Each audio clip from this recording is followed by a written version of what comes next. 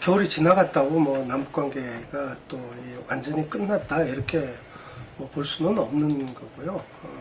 그러나 어쨌든 이 기간이 중요한 시기임에도 불구하고 남북관계가 구체적인 어쨌든 진전의 실마리를 보이지 않고 있는 것은 사실 좀 매우 답답하고 안타까운 일이죠. 그런데 어쨌든 뭐 우리 기본적으로 이렇게 진전이 안 되고 있는 거는 원인이 두 가지인 것 같습니다. 그러니까 우선 북으로서는 남쪽 정부에 대한 상당히 깊은 불신을 지금 북은 가지고 있고, 특히 2014년 한 해 동안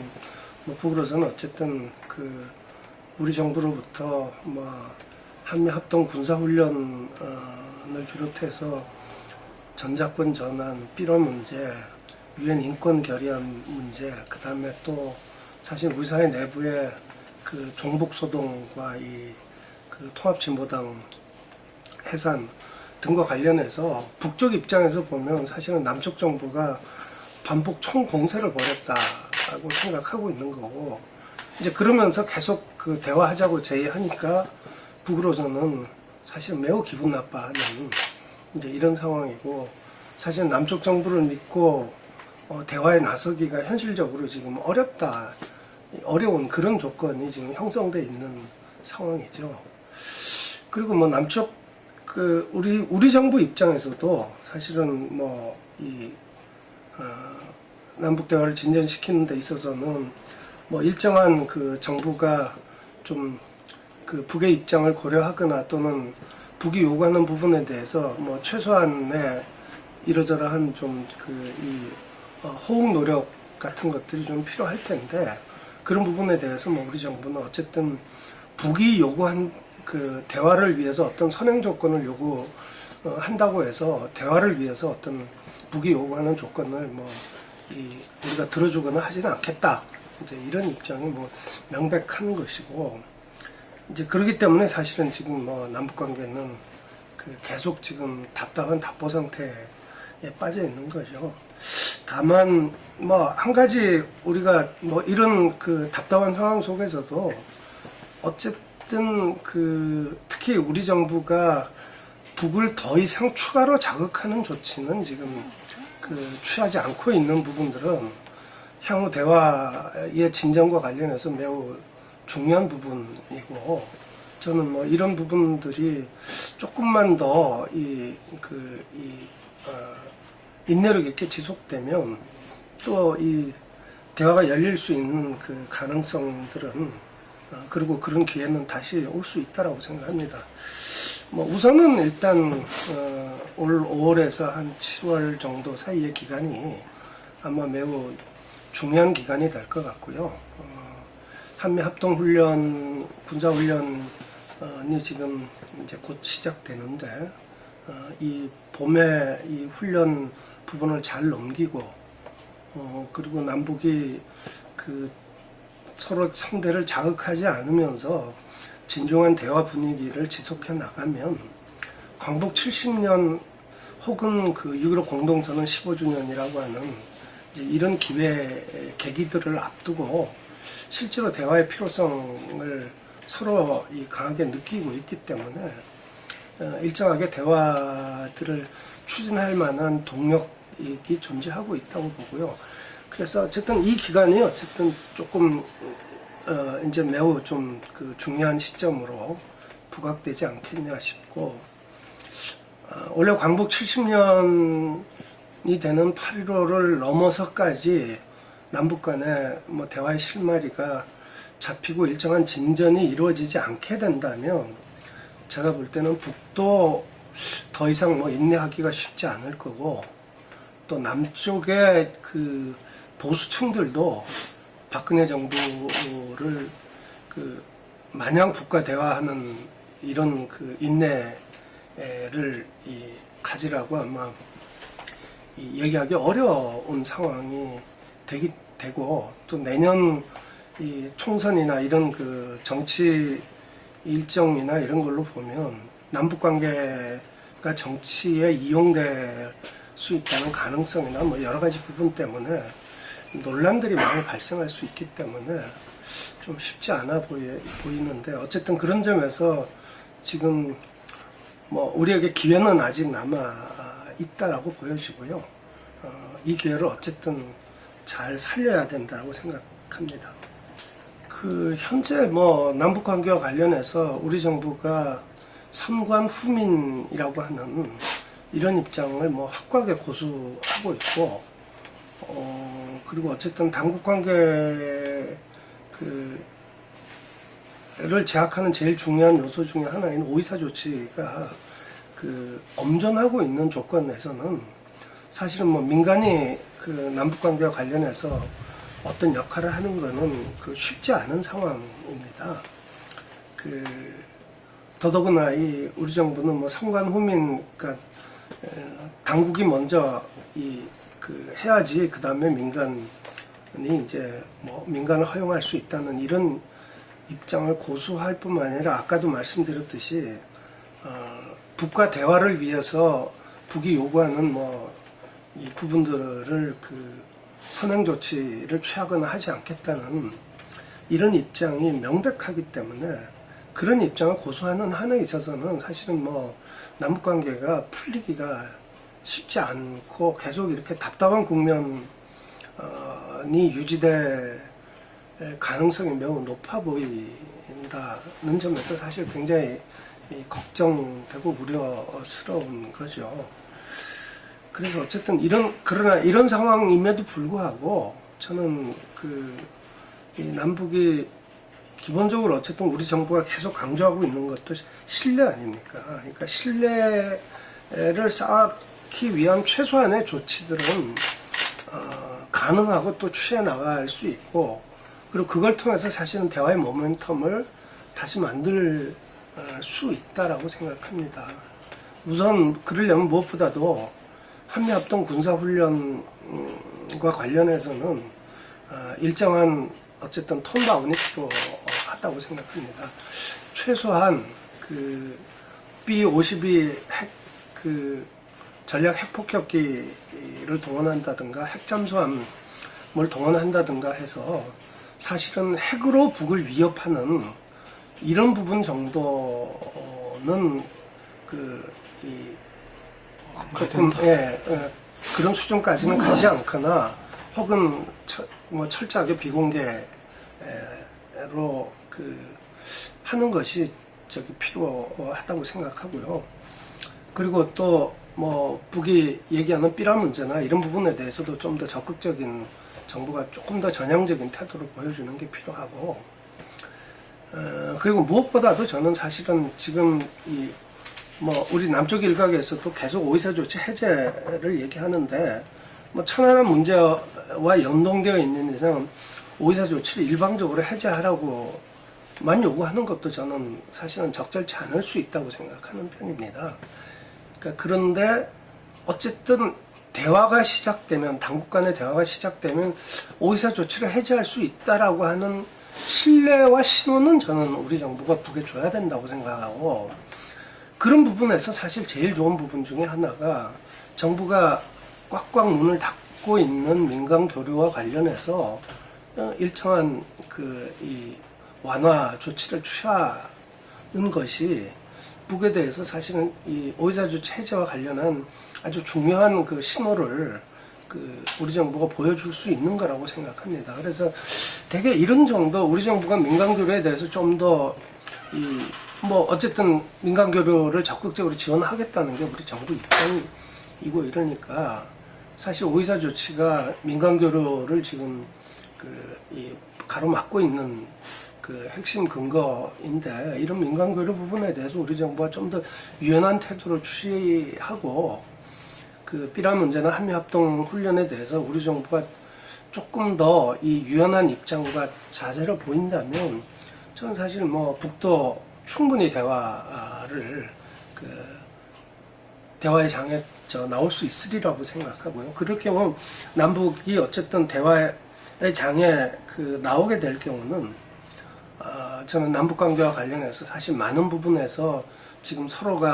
서로에게 요구하고 있는 것이 분명히 있기 때문에, 상당히 급속한 그 진전들이 이루어질 수도 있다고 생각합니다. 그래서 역시 뭐 우리 정부가 이런 상황들에 대해서 얼마나 좀 더 상황을 유연하게 관리하느냐가 사실 이후 대화 국면을 풀어가는 데서 제일 중요한 요인이 되리라고 봅니다. 지금 뭐 오바마 정부는 어쨌든 북한에 대해서 뭐 확실하고 좀 더 이 분명한 메시지를 계속 줘야 한다. 그러니까 소위 강경한 메시지를 계속 줘야 한다는 입장 겉으로 표현하고 있는 뭐 이런 이 부분은 뭐 명백히 그런 입장이죠. 그러니까 그런데 그 사실은 제가 뭐 다른 자리에서도 여러 차례 뭐 그런 그 말씀을 드리고 또 뭐 그런 글도 뭐 쓰고 그랬지만 지금 그 남북 관계와 관련해서 우리 정부가 할 수 있는 상황 관리의 폭은 굉장히 넓습니다. 그러니까 한미합동 그 훈련과 관련해서 여기에 뭐 전략 핵무기들을 얼마나 동원할 것인가 어쩔 것인가 하는 부분들은 또 물론 뭐 협의 가능하지만 최소한 그런 부분까지는 뭐 이 한미 간에 이렇게 이러저러하게 좀 여러 가지가 좀 어려운 점이 발생한다 하더라도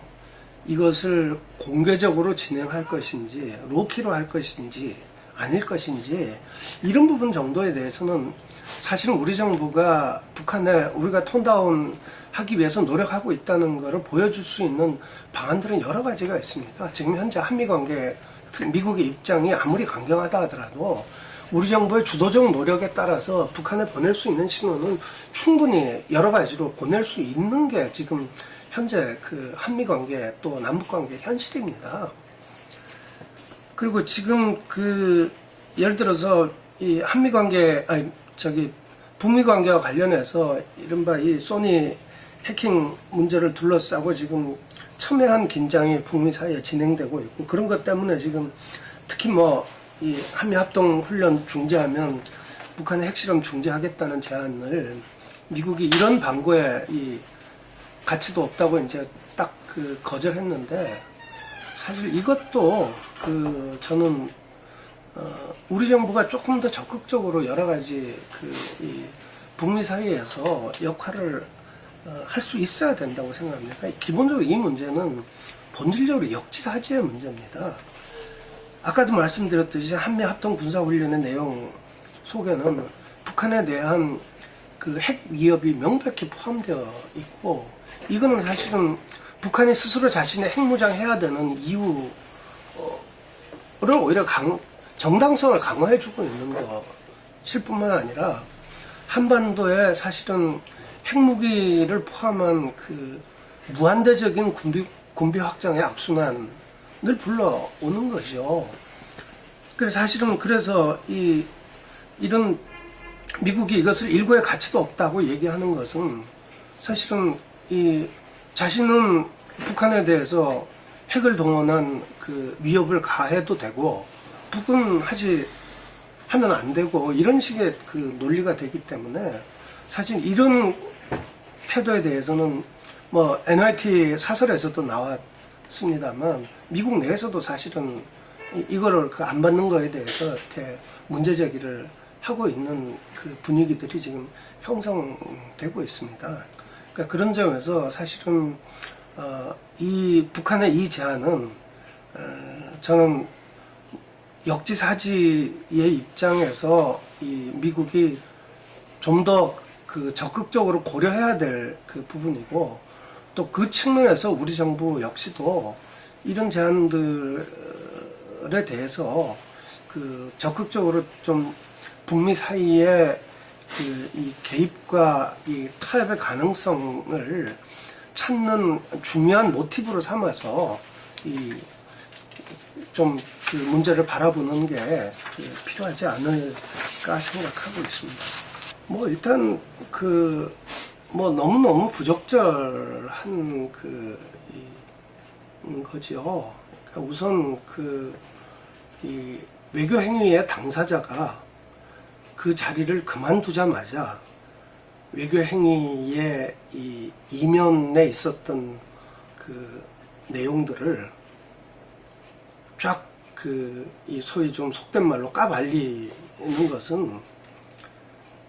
사실은 이게 그 외교적으로 어쨌든 그 심각한 문제를 불러일으킬 수도 있고 그 국가 원수가 국가 원수를 지냈던 사람이 이렇게 할 이 태도가 아니죠. 그런 점에서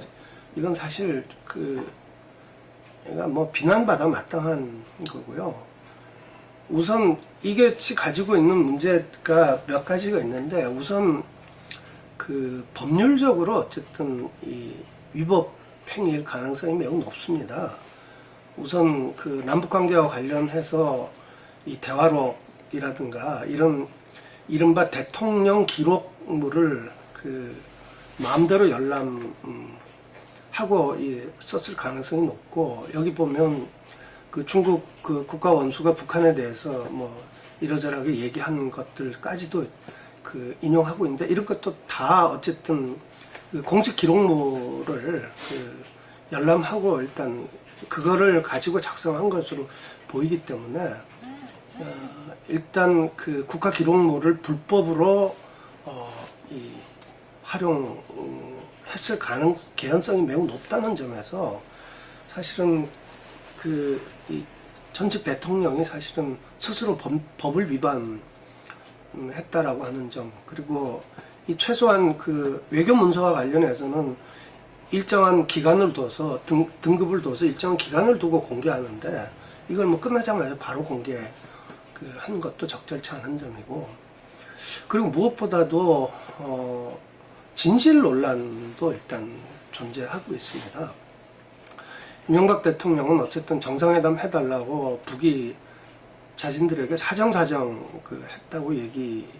얘기하지만, 이미 오래전에 북한은 남북 정상회담의 이면 합의에 대해서 북한도 자신들의 입장을 내놓고 발표한 적이 있습니다. 북한 국방위원회가 직접 발표한 적이 있습니다. 그때 어쨌든 우리 정부가 그러니까 천안함 사건에 대해서 이것을 이렇게도 해석할 수 있고 또 저렇게도 해석할 수 있는 애매한 형태로 해달라고 사정사정을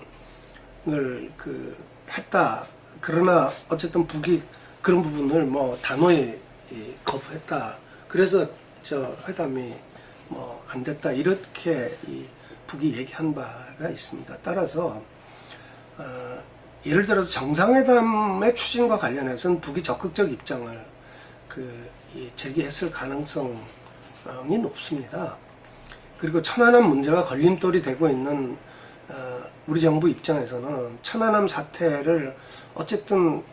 북이 부인하고 있는 조건에서 이거를 넘어서서 남북 관계를 풀기 위해서 여러 가지 이 고민을 했을 가능성이 높고, 이런 부분들을 다 싸그리 마치 어느 일방이 아무 생각도 없이 상대에게 구걸하고 매달린 것처럼 이런 식으로 대통령이 자기 자서전에서 그렇게 표현하고 있는 것 자체는 진실 논란도 상당히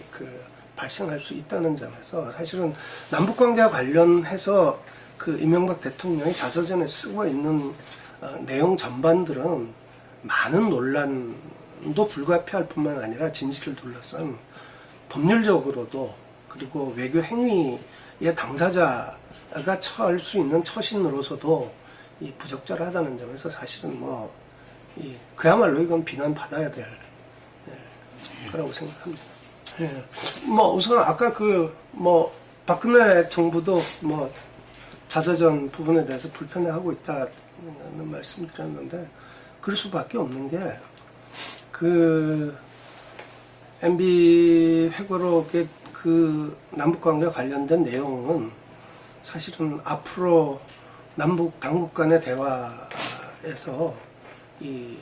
매우 어려움을 초래할 겁니다.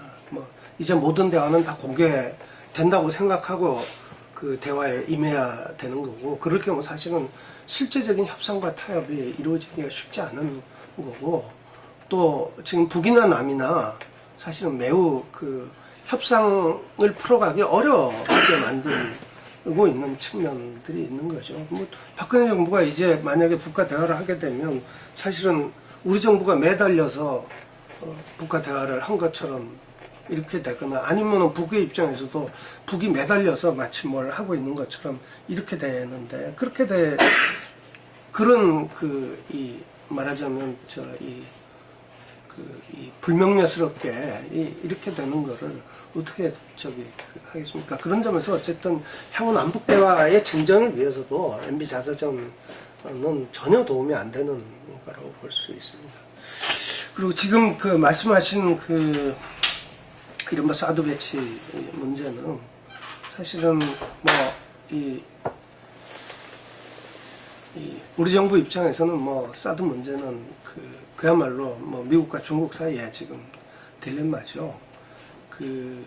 기본적으로 이게 미국이 발표하는 내용과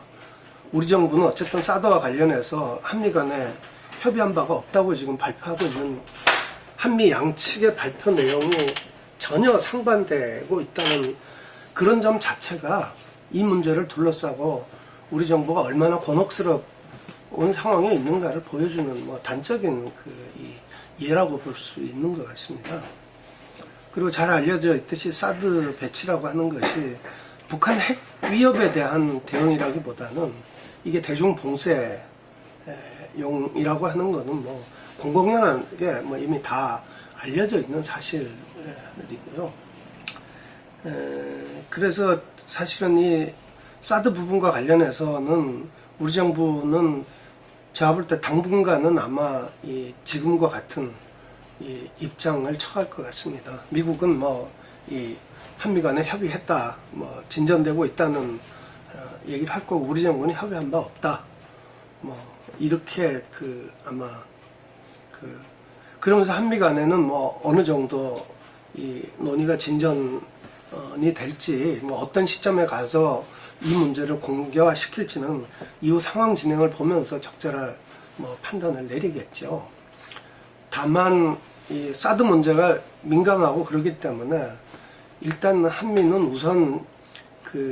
이미 노골화되고 있듯이 우회 전략을 쓸 겁니다. 그러니까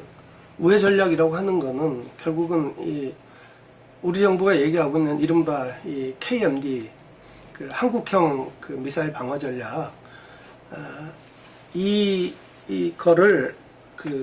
중심으로 해서 실제 이것을 미국의 MD 방어 미사일 방어 시스템의 하위 체계화하는 이런 방식으로 아마 이 우회해에 가려고 할 것 같습니다. 이 한국형 미사일 방어하고 그다음에 지금 한미일 간에 지금 진행되고 있는 한미일 군사정보 공유가 결합되면 이거는 사실상 이 MD 합의 체계화하는 효과를 얻을 수 있습니다. 그리고 우리 정부는 우리 정부대로 이 한국형 미사일 방어는 이 미국의 MD와는 다른 거라고 주장할 거고, 미국은 미국대로 사실상 MD의 하위 체계로서의 한미일 간의 이 군사 협력 체계를 강화하는, 실제로 강화하는 거기 때문에 그런 방식으로 어쨌든 당분간 진행하면서 사드 배치와 관련해서는 계속 중국, 미국으로서는 어쨌든 중국을 설득해 나가고, 그리고 이 여론이나 이런 주변 정세를 보면서 아마 이 문제를 장기적으로 지속적으로 논란으로 남겨놓으면서 판단을 해 나가지 않을까 그렇게 예상합니다. 개인적으로는 러시아 박근혜 대통령이 러시아에 5월에 가야 된다고 생각하는 편입니다. 일단 지금 미국의 경우는 이른바 이 크림반도 사태나 이런 부분과 관련해서 국제적인 대러 이 제재 그 상황이기 때문에 그 러시아를 방문하는 것에 대해서 공개적으로 지금 반대하고 이 다른 나라들에도 문제 제기를 하고 있는 상황이지요. 그리고 그렇기 때문에 사실은 지금 우리 정부는 미국의 눈치를 보고 있는 그 상황인 거고요. 그런데 그렇다고 해서 미국의 눈치를 보면서 한반도 상황 변화의 중요한 기회에 아주 중요한 기회가 될 그 타이밍인데, 이 타이밍이 5월이라고 하는 것이, 이런 기회를 그냥 흘려버리는 것은 우리 현재 그 한반도 상황과 정세, 특히 남북 관계의 지금 답답한 상황을 볼 때 이런 기회를 흘려버리는 건, 이거는 이 말도 안 되는 얘기인 거죠. 그래서 제가 볼 때는 매우 중요한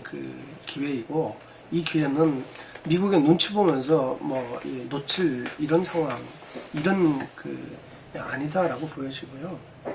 특히 러시아는 지금 북한 입장에서는 이 러시아와의 관계를 강화하고 있고, 지금 북러 간의 협력이 사실은 깊숙한 수준에서 진행되고, 또 박근혜 정부도 지금 유라시아 프로젝트를 제일 중요시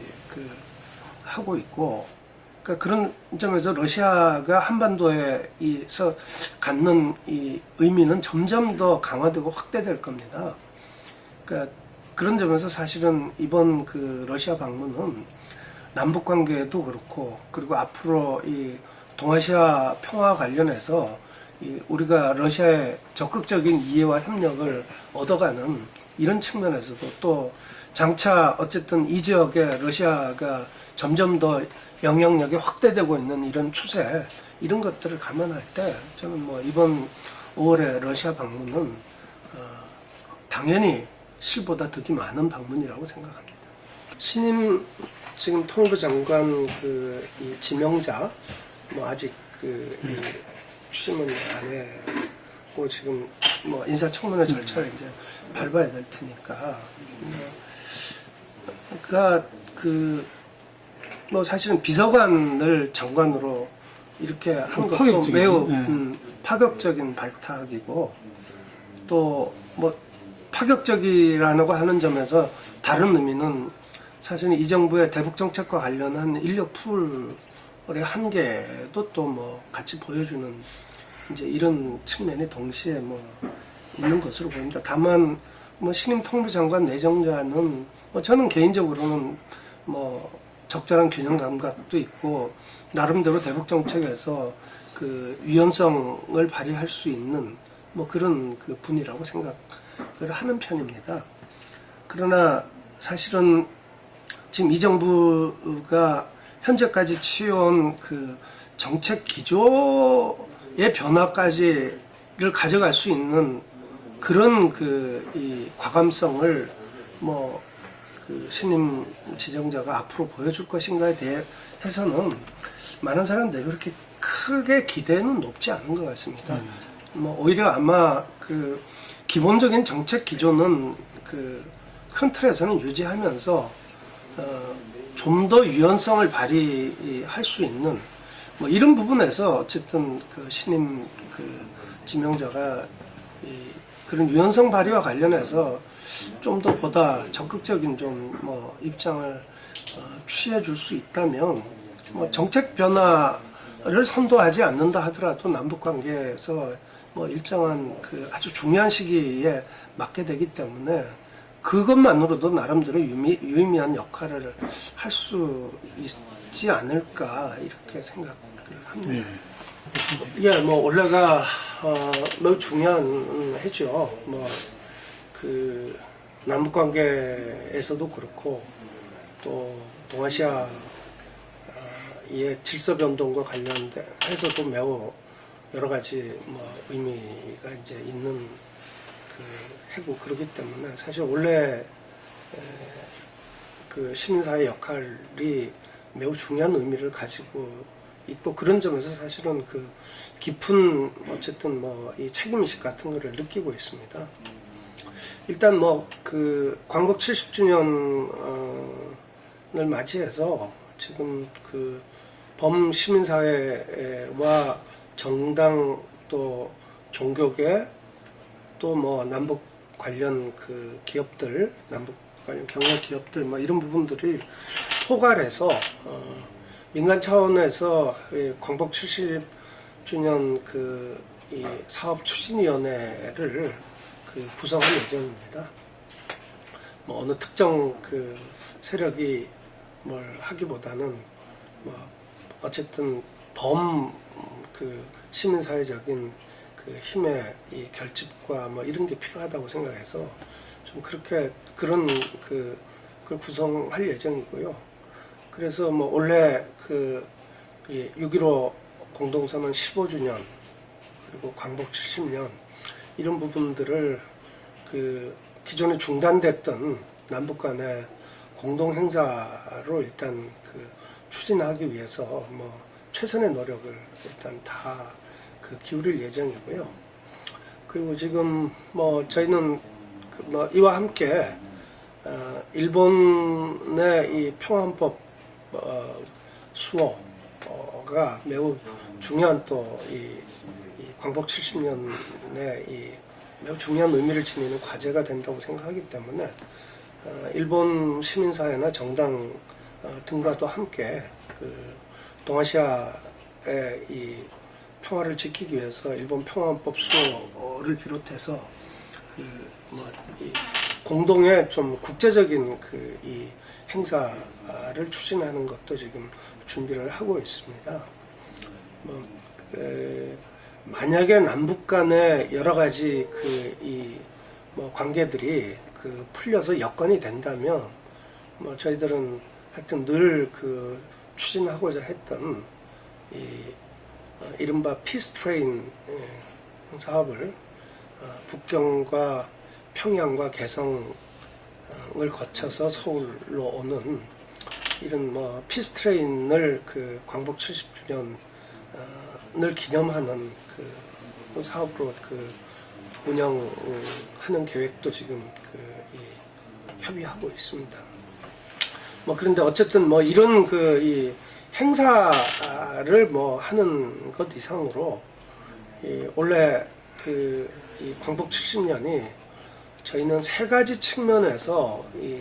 변화가 좀 있는 해로 만들어야 된다고 생각하는데 뭐 하나가 어쨌든 한국 전쟁의 종식. 한국 전쟁의 종식이라고 하는 거는 결국은 한반도 평화 체제의 시작을 의미하는 거잖아요. 그러니까 그런 점에서 엔드 코리안 워 그리고 두 번째가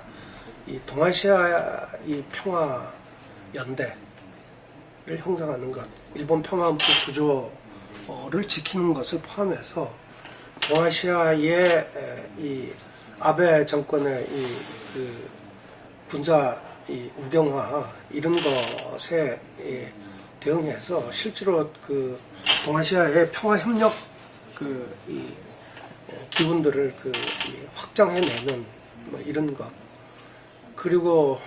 뭐 추가적으로 더 뭐 바람이 있다면 핵 없는 아시아와 세계를 추진하는 해나가는 것 뭐 여기에는 사실은 우리 한국 내에서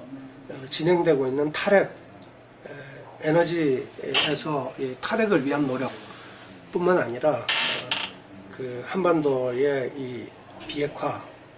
그리고 그 아시아 전반에 걸쳐서 어쨌든 비핵화와 관련된 공고한 이 합의들을 확장해 나가는 부분 이런 부분들에서 실질적인 진전들을 만들어내야 된다고 생각하고 뭐 그런 것들을 위해서 어쨌든 필요한 여러 가지 다양한 사업들을 국내적으로는 어쨌든 뭐 각 작은 로컬 단위에서부터 뭐 이런 운동들이 적극적으로 전개되도록 하는 것과 함께 또 국제적으로는 어쨌든 한미일 그리고 필요하다면 뭐 중국이나 이런 부분들까지 남북이 함께 이런 부분들에 대해서 공동으로 대응하고 또 공동으로 어쨌든 입장을 밝히는 이런 노력들까지 뭐 좀 추진해 볼 계획입니다. 예.